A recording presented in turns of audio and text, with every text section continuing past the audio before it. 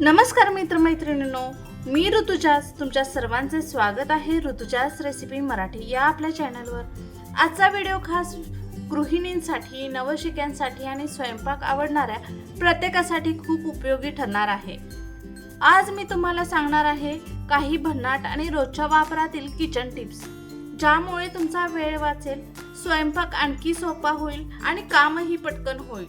तर व्हिडिओ शेवटपर्यंत नक्की बघा, कारण शेवटच्या टिप्स खूपच कामाच्या आहेत आणि अशाच उपयोगी व्हिडिओंसाठी आपल्या चॅनलला सबस्क्राईब करायला विसरू नका।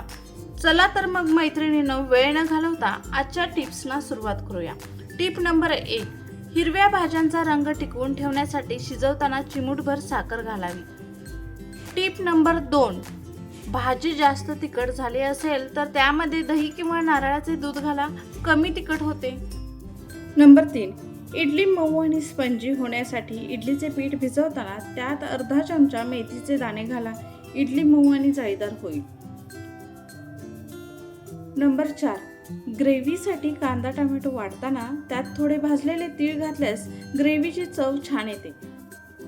नंबर 5, पोळी मऊ राहण्यासाठी पीठ मळून त्यावर थोडे तेल लावून झाकून ठेवा आणि मग पोळ्या करा, पोळ्या मऊ होतात। नंबर 6, बटाटे लवकर उकडण्यासाठी पाण्यात अर्धा चमचा व्हिनेगर किंवा मीठ टाका।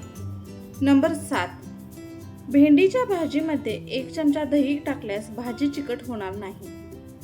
नंबर 8, मसाले खराब होऊ नये यासाठी त्यामध्ये हिंगाचे खडे ठेवा।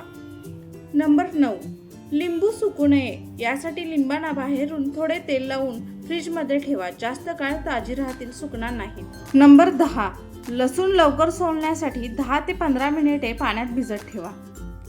नंबर 11, पोहे धुताना ते अनेकदा एकमेकांना चिकटतात, हे टाळण्यासाठी पोहे धुतल्यावर लगेचच त्यात लिंबाचा रस मिसळा, यामुळे पोहे मोकळे आणि मऊ राहतील।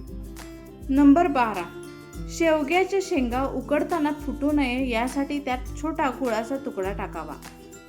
नंबर 13, दही घट्ट जमवण्यासाठी विरजण लावताना त्यामध्ये ओल्या नारळाचा तुकडा टाकावा। नंबर 14, कांदा, लसूण किंवा मासे कापल्यानंतर हाताला येणारा वास घालवण्यासाठी हातावर लिंबाची साल चोळा आणि मग हात धुवा।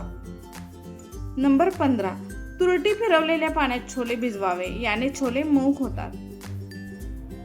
नंबर 16, टोमॅटोची पेस्ट बनवताना बिया काढून टाकाव्यात, त्याने पेस्ट जास्त आंबट होत नाही। नंबर 17, पोळ्या बराच वेळ मऊ राहण्यासाठी पोळ्यांच्या डब्यामध्ये 1 आल्याचा तुकडा ठेवावा। नंबर 18, जिरे खराब होऊ नये यासाठी त्यामध्ये 3 ते 4 वेलची ठेवावी। नंबर 19, नॉनस्टिक पॅन चकचकीत राहण्यासाठी त्यावर लिंबाचा रस लावावा। नंबर 20, तूप जास्त काळ चांगले राहावे यासाठी गुळाचा तुकडा टाकावा। नंबर 21, कांदा चिरताना डोळ्यातून पाणी येत असेल तर कांद्याची साल काढून तो काही वेळासाठी पाण्यात बुडवून ठेवावा, त्यानंतर चिरल्यास डोळ्यातून पाणी येणार नाही। नंबर 22, पुरीचा मऊ आणि खुसखुशीतपणा टिकून राहण्यासाठी पीठ मळताना त्यात 1 चमचा रवा किंवा तांदळाचे पीठ मिसळा, यामुळे पुऱ्या खुसखुशीत आणि मऊ राहतील। नंबर 23, भेंडी लवकर सुकते, ती जास्त काळ ताजी ठेवण्यासाठी तिच्यावर थोडे मोहरीचे तेल लावा।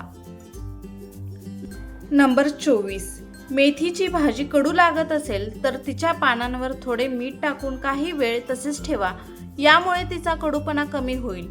नंबर 25, इडली मऊ होत नसेल तर तांदूळ आणि उडदाची डाळ भिजवताना त्यात अर्धा कप साबुदाणा मिसळा, हे सर्व एकत्र वाटून इडली बनवल्यास ती खूपच मऊ होईल। नंबर 26, काही भाज्या चिरल्यानंतर हाताला काळे डाग पडतात व ते लवकर जात नाहीत, भाजी चिरण्यापूर्वी हाताला व्हिनेगर चोळावे, काम झाल्यावर कोमट पाण्याने हात धुवून टाकावे।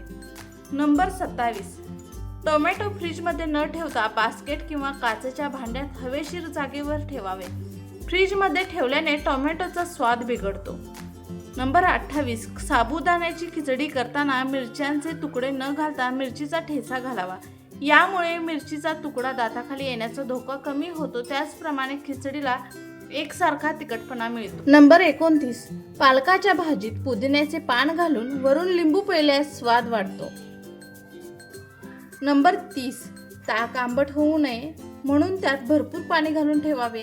वाढायच्या वेळी वरचे पाणी ओतून द्यावे, ताक आंबट होत नाही.